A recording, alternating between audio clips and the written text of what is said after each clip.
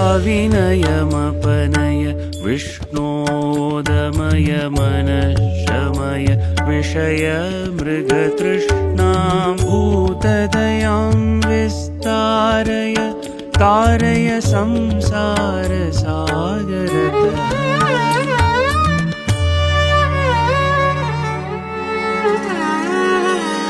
दिव्यधुनी मकरन्दे परिमल परिभोग सच्चिदानन्दे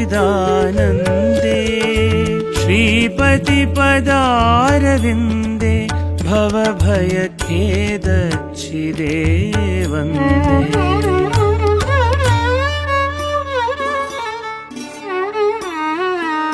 सत्यपि भेदापगमे नाथ तवाहं न मामकीनस्त्वं सामुद्रो हि तरङ्गः क्वचन समुद्रो